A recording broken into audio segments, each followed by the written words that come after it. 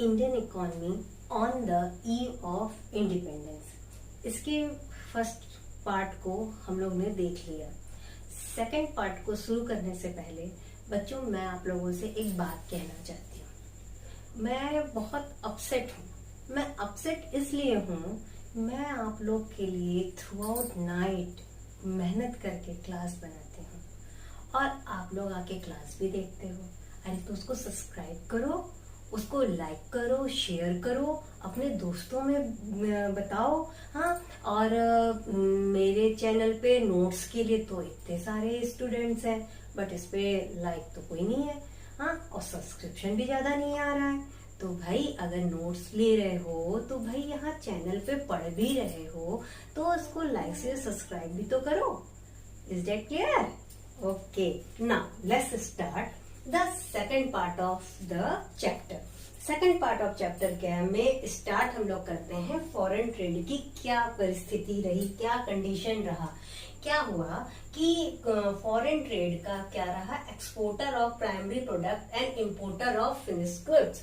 अब primary product का India exporter हो गया, जैसा कि हम लोग ने इसके पहले भी डिस्कस किया था। जितना भी रॉ मटेरियल्स होते थे सब ब्रिटिशर्स अपने इंग्लैंड में ले जाते थे, ब्रिटेन में ले जाते थे और वहां की इंडस्ट्री में उसको फिनिश गुड्स में कन्वर्ट करके इंडिया में लाते थे और उसको हमें इम्पोर्ट करना होता था, वो भी ड्यूटी फ्री, जिससे वो चीपेस्ट होता था रादर देन हैंडीक्राफ्ट। ठीक है, और monopoly control of British rule. British rule में उनकी मोनोपोली हो गई। वो ये डिसाइड करने लगे कि इंडिया किसके साथ फॉरेन ट्रेड करेगा, किसके साथ नहीं करेगा। उन्होंने कुछ लिमिटेड एरिया को ही रखा, जैसे कि चाइना के साथ ट्रेड करने की परमिशन दिया, जैसे कि सिलोन यानी कि श्रीलंका, आज की डेट में उसे श्रीलंका कहते हैं, पर्शिया जिसको कि आज की डेट में ईरान कहते हैं। बस इनके साथ ही इंडिया जो है वो अपने ट्रेड को कर सकता था।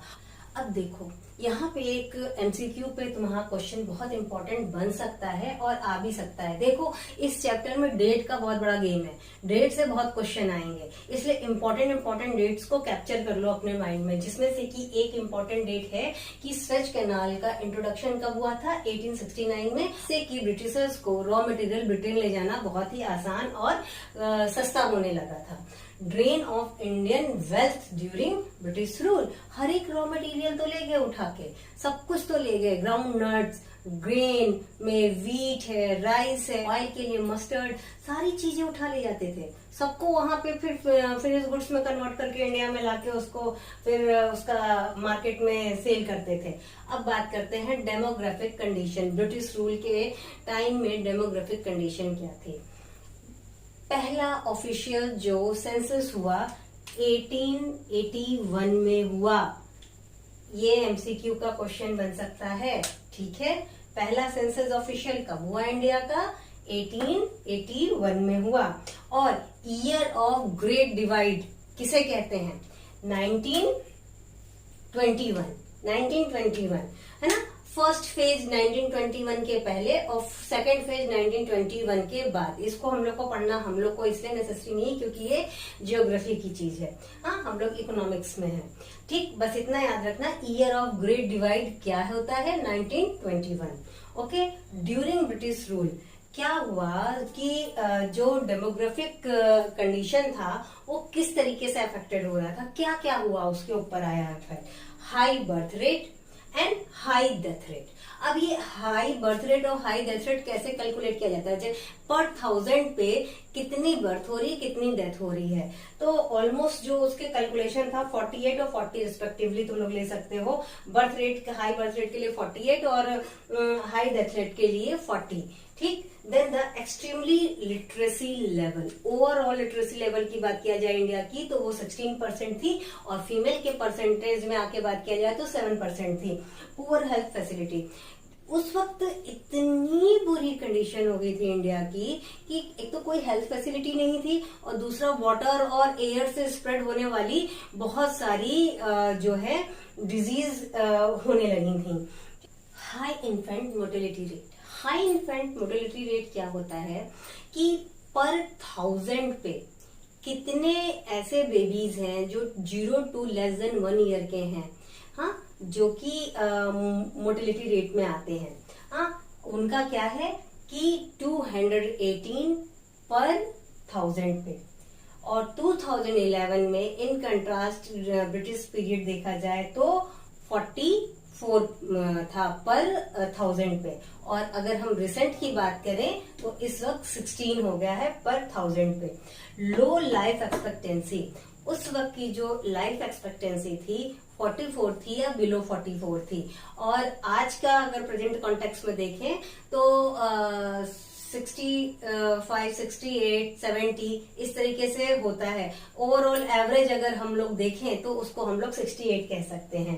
ठीक है, अब क्या हुआ कि भाई अब तो बर्थ रेट हाई है, डेथ रेट भी हाई है, यानी कि जो पर्सन घर की लाइवलीहुड को देखता है वो तो मर जा रहा है, उसको डेथ हो जा रही है, और जो पर्सन अभी कमा ही नहीं सकता उनकी बर्थ ज्यादा हो जा रही है। तो इस वजह से पॉवर्टी बहुत ज्यादा स्प्रेड हो रही थी, वाइडर स्प्रेड पॉवर्टी। एक ये भी अपना मतलब हाई डेथ रेट और हाई बर्थ रेट भी कारण था पॉवर्टी स्प्रेड होने में। बाकी तो एग्रीकल्चर सही तरीके से नहीं था सेक्टर, इंडस्ट्रियल सेक्टर का सही तरीके से नहीं था सब कुछ, और रॉ मटेरियल सब बाहर चला जा रहा था, हैंडीक्राफ्ट बिल्कुल डिक्लाइन हो चुका था, है ना। ये सब अपने आप में पॉवर्टी के कारण थे। ठीक, ये क्या हुआ कि हम लोग ने देखा कि demographic condition during British rule क्या थी। अब हम लोग देखते हैं ऑक्युपेशनल स्ट्रक्चर क्या था ड्यूरिंग ब्रिटिश रूल। ये मेनली 3 पार्ट में डिवाइड होता है आपका। एक हो जाएगा प्राइमरी, सेकेंडरी और टेरिटरी। प्राइमरी में वो सारे ऑक्युपेशन आएंगे जो कि रिलेट करते हैं फार्मिंग से, फिशिंग से, तुम्हारे माइनिंग से, एनिमल हस्बेंड्री से, फॉरेस्ट्री से, है ना, इन सब चीजों से रिलेट करते हैं। और ये कितना परसेंटेज ऑक्युपेशन था? 72%। सेकेंडरी का मतलब यहाँ पे समझो मैन्युफैक्चरिंग, है ना, जो कि रॉ मटेरियल को लेके फिनिश गुड्स में मैन्युफैक्चर करता है, यानी कि एक गुड्स को दूसरे गुड्स में ट्रांसफर कर देता है। कैसे? Transforming a goods into another goods, like a sugar cane into sugar, like a mustard into mustard oil, like a groundnut into groundnut oil, है ना। तो ये इस सेकेंडरी यानी मैन्युफैक्चरिंग ऑक्युपेशन का कितना परसेंटेज था उस वक्त इंडिया में? 10%। अब बात करते हैं टेरिटरी। टेरिटरी में क्या होता है कि mainly transport, education, government administration से रिलेटेड जितनी एक्टिविटीज होती थी वो सब आती थी, फाइनेंस से रिलेटेड, मार्केटिंग से रिलेटेड जो भी एक्टिविटीज थी वो ऑक्युपेशन जो है हमारा टेरिटरी में था। और इनका जो रूल था 18% था ड्यूरिंग ब्रिटिश रूल में। और अगर बात करें तो कुछ ऐसे स्टेट थे जो कि मैन्युफैक्चरिंग ऑक्युपेशन स्ट्रक्चर के पाथ पे बहुत जल्दी जा रहे थे, जैसे कि तमिलनाडु, केरला, आंध्र प्रदेश, एपी यहाँ आंध्र प्रदेश है, कर्नाटका, महाराष्ट्र, वेस्ट बंगाल, इन लोगों में प्राइमरी सेक्टर की एक्टिविटी रिड्यूस होती जा रही थी। क्यों? क्योंकि वो जो था ना कॉमर्शियल एग्रीकल्चर, वहां पे वो ज्यादा होने लगा था। ठीक, देन अब बात करें उड़ीसा, राजस्थान, पंजाब, यहाँ पे क्या था? एग्रो एक्टिविटी इंक्रीज हो रही थी। अब इंफ्रास्ट्रक्चर की बात करें। इंफ्रास्ट्रक्चर में ब्रिटिश रूल ने क्या क्या किया? Road, railway, Airways, waterways and postal and telegraph, यानी कम्युनिकेशन का डेवलपमेंट। अभी ये सब तो किया इन्होंने। किया क्यों? किया इन्होंने अपने बेनिफिट के लिए। रोडवेज का काम क्यों किया? रोडवेज का काम इसलिए किया क्योंकि उनको रॉ मटेरियल अपना पोर्ट तक ले जाना था। ठीक, आर्मी जो है वो वहां पे काम आर्मी को करना था। दूसरा, अब रेलवे में उनको खुद अपनी सर्विसेज को अवेल करना था। फिर अपना जो फिनिश गुड्स है पोर्ट से लाना था, है ना। Then postal and telegraph communication, अपना जो मोनोपोली बनाए रखना था और अपनी पूरी कंट्रोल बनाए रखना था, उसके लिए उन्होंने पोस्टल एंड टेलीग्राफ का डेवलपमेंट किया। एयरवेज एंड वाटरवेज, एयरवेज का यूज तो वो देखो कार्गो के लिए तो कम ही करते थे, बट अपना आने जाने उनके कन्वीनियंस के लिए ज्यादा थी। देन द वाटरवेज का यूज, जैसे कि अभी तुम लोग को बताया मैंने, स्वेज कैनाल का हुआ था, है ना, किस लिए? अपना कॉमर्शियल पर्पज से और खुद भी अपना आने जाने के लिए। फिर अब इनका पॉजिटिव कंट्रीब्यूशन क्या रहा? पॉजिटिव कंट्रीब्यूशन रहा कि जो कॉमर्शियल क्रॉप एग्रीकल्चर में आया, उसकी वजह से ये लोग सेल्फ सफिशिएंसी हो गई। हम कहीं भी जो है बाहर की कंट्री से कोई भी आइटम को नहीं लेंगे, हम जो भी बनाएंगे हम खुद बनाएंगे। जैसे कि आज की डेट में क्या है, मेक इन इंडिया, है ना, बेटर ट्रांसपोर्टेशन। अब ये सारी चीजें उस वक्त तो ब्रिटिशर्स ने अपने यूज के लिए किया, लेकिन जब ब्रिटिशर्स से हमको फ्रीडम मिल गया तो अब इन सब का यूज जो है इंडिया अपने लिए करने लगा। चेक इन फेमिनीज, जो फार्मर्स है उनको अपना क्रॉप लाना ले जाने के लिए काफी आसान हो गया। Shift to monetary economy, barter system से इंडिया एक मॉनेटरी इकोनॉमी की तरह शिफ्ट हो गया। और इफेक्टिव एडमिनिस्ट्रेशन सिस्टम, जो एडमिनिस्ट्रेशन सेटअप था वो उनका कहीं ना कहीं कुछ सिस्टमैटिक था, तो उसको फॉलो किया इंडिया ने। State of Indian economy on the eve of independence, independence के समय इंडियन इकोनॉमी की क्या कंडीशन थी? Colonial economy. कॉलोनियल इकोनॉमी में हम ये देखें कि ऑलमोस्ट 200 ईयर तक इंडिया जो है ब्रिटिशर्स के रूल में रही, और उस दौरान उस मतलब ड्यूरेशन 200 ईयर जो रहा, वो वेल्थ धीरे धीरे इंडिया का खाली हो गया। हाँ, रॉ मटेरियल सारे इंडिया के ब्रिटिश में पहुंच गए। हाँ, और वहां से फिनिश गुड्स आने लगा, जिससे कि इंडियन इकोनॉमी, इंडियन के लोगों के पास जो है लिक्विड मनी बहुत ही कम रही। Semi federal economy, semi federal economy क्या हुआ कि देखो ब्रिटिशर्स के समय भी तुम लोगों ने एग्रीकल्चर वाले में देखा था, जो लैंडलॉर्ड हुआ करते थे वो टीलर से क्या करते थे, लगान लेते थे। अगर वो नहीं दे पाते थे तो उनका लैंड ले लेते थे, या जो भी उनके वेल्थ हुआ करते थे छोटे मोटे, वो सब कुछ वो ले लिया करते थे। तो क्या था, ये एक बहुत बड़ा एक्सप्लॉयटेशन था। और लैंडलॉर्ड्स क्या होते थे, अपने जो कल्टीवेटर्स होते थे इनके लिए बड़े ही क्रूएल होते थे, बहुत एक्सप्लॉयटेशन होता था। ठीक, तो अब जो फेडरल इकोनॉमी थी इसने बर्थ किया कैपिटलिस्ट इकोनॉमी को, कैपिटल इकोनॉमी को, जिसमें कि दो पार्टी होती थी, कैपिटलिस्ट और लिबरल। और फिर इंडिया ने क्या किया कि फेडरल और कैपिटलिस्ट दोनों ही इकोनॉमी को मिक्स करके फॉलो किया।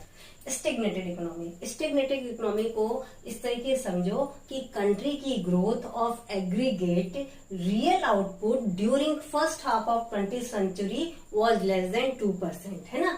Growth in per capita output was only 0.5%, यानी कि 1% भी नहीं थी। ठीक है, इसी वजह से क्या हुई, उस वक्त इकोनॉमी एकदम स्टेगनेटेड थी।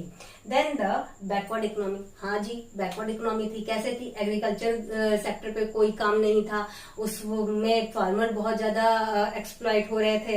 इंडस्ट्रियल सेक्टर पे कोई काम नहीं था, फॉरेन ट्रेड पे कोई काम नहीं था, बर्थ रेट हाई था, डेथ रेट हाई था, है ना, पॉवर्टी वाइडर स्प्रेड पे थी, है ना, लाइफ एक्सपेक्टेंसी थी वो बहुत लो थी। तो क्या था भाई, इकोनॉमी बैकवर्ड ही तो थी।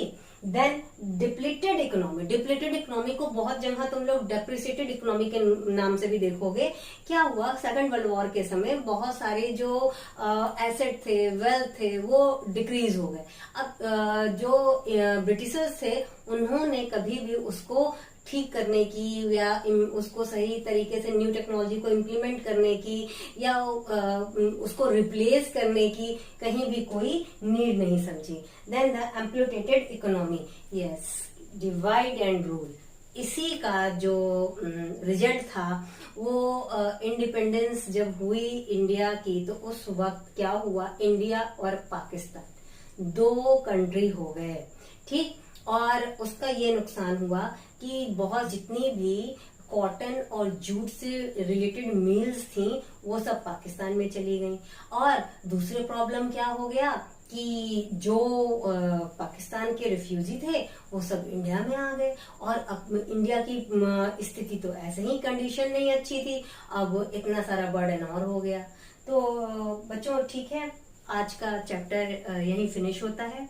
और प्लीज मेरी बात को ध्यान में रखना, लाइक शेयर सब्सक्राइब जरूर करना। All the best, take care and good.